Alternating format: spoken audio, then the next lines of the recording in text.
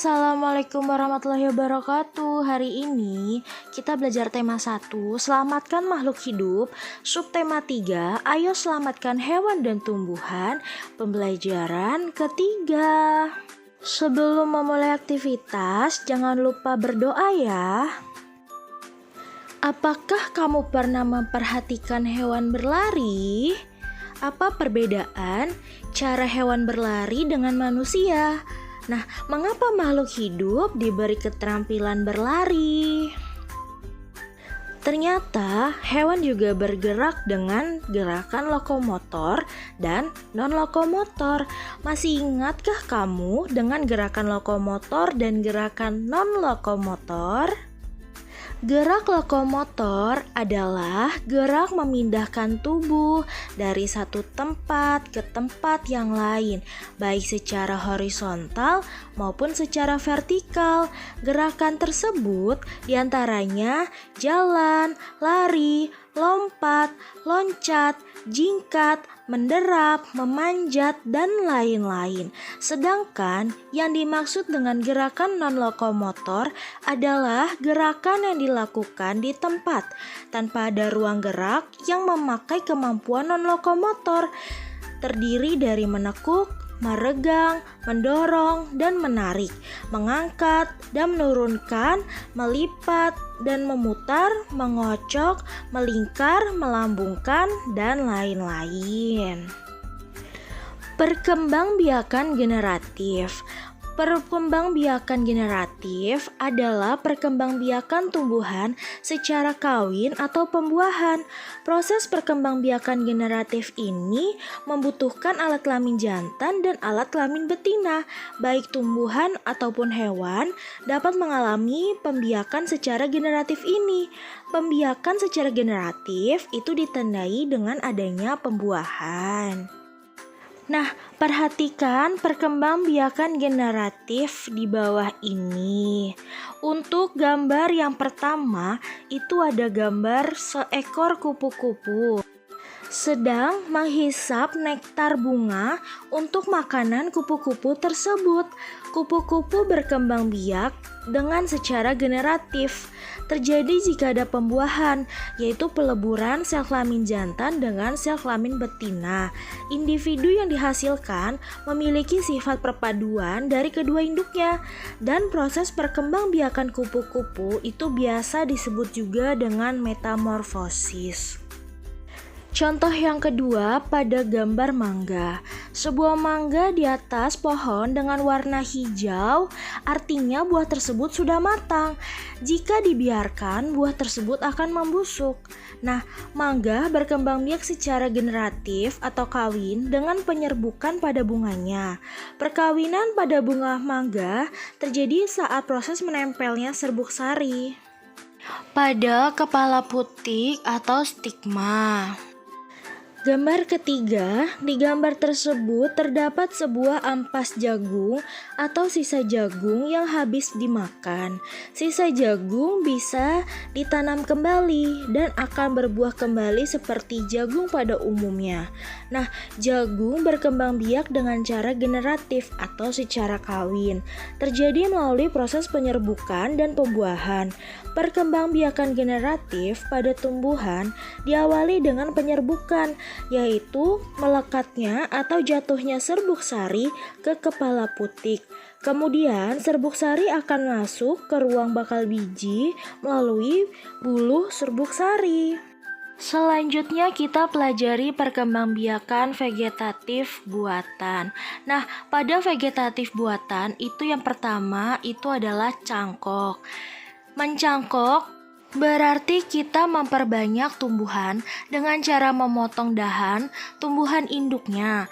Lalu bagian itu dibungkus oleh tanah, kemudian ditutup rapat dengan plastik atau bahan lainnya. Nah, pada bagian itu nanti akan tumbuh akar. Setelah tumbuh akar, bagian ini bisa dipotong dan ditanam kembali.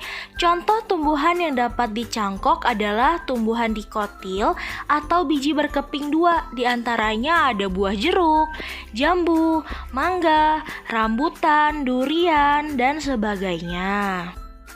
Cara perkembangbiakan vegetatif buatan yang kedua ialah melalui stek batang.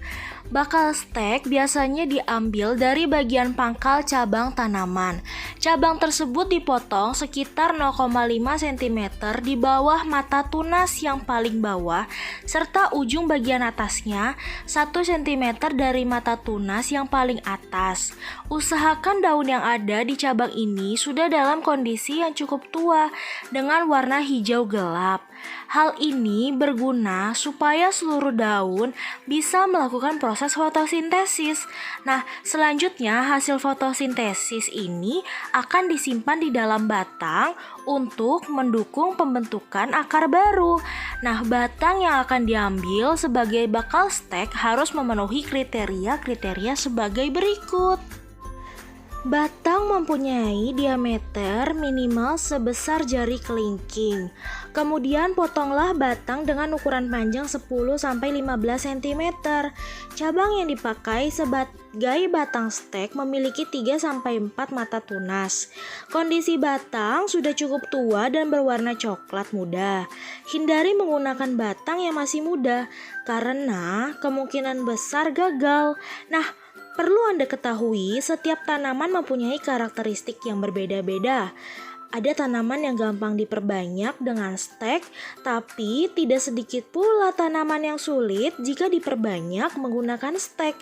Nah, contoh tanaman yang mudah diperbanyak melalui metode stek batang yaitu singkong, mangga, anggur, melati, dan juga kamboja. Cara yang ketiga ialah dengan cara menyambung. Menyambung adalah cara perkembangbiakan tanaman dengan menggabungkan dua batang tanaman yang sejenis.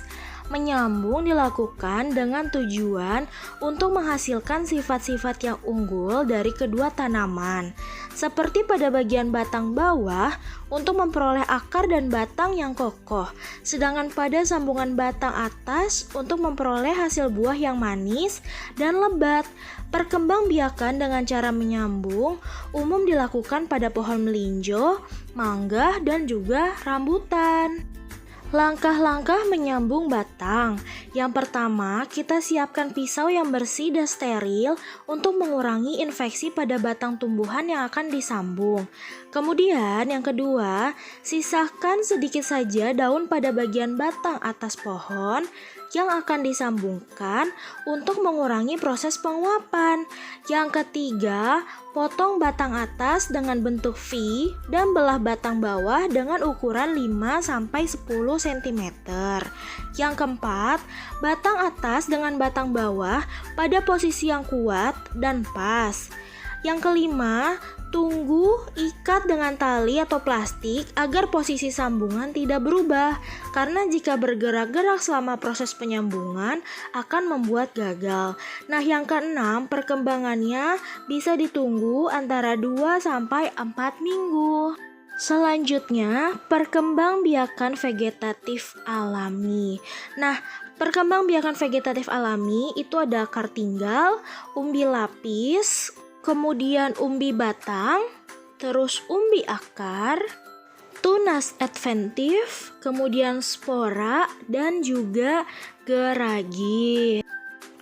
Perkembangbiakan secara vegetatif adalah perkembangbiakan yang terjadi tanpa melalui proses perkawinan atau penyerbukan. Perkembangbiakan secara vegetatif alami merupakan perkembangbiakan tumbuhan tanpa bantuan manusia.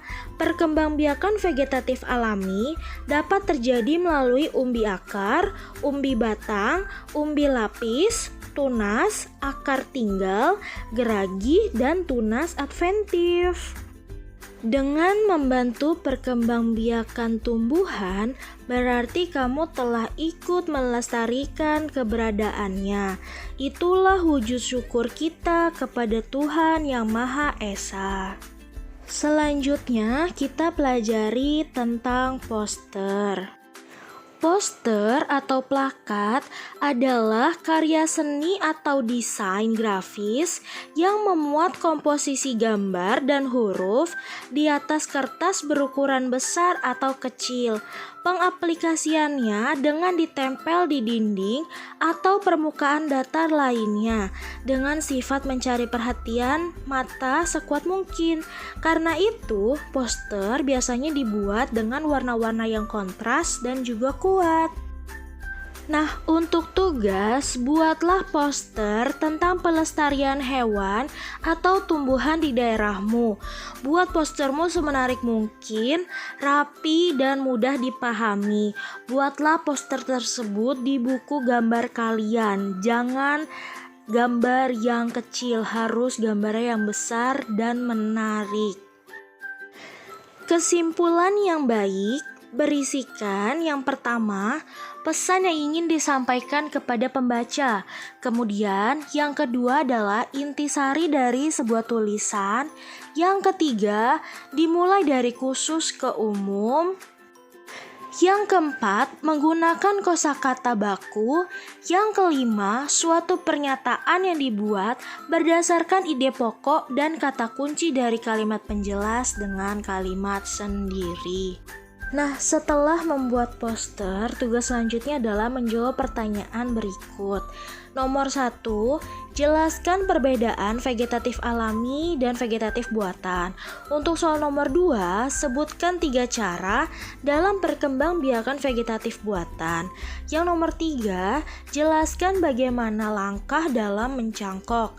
Nomor 4, sebutkan perkembangbiakan secara vegetatif alami. Dan yang nomor 5, sebutkan 5 contoh tumbuhan yang bisa menggunakan perkembangbiakan vegetatif dengan stek batang. Ya, selamat mengerjakan.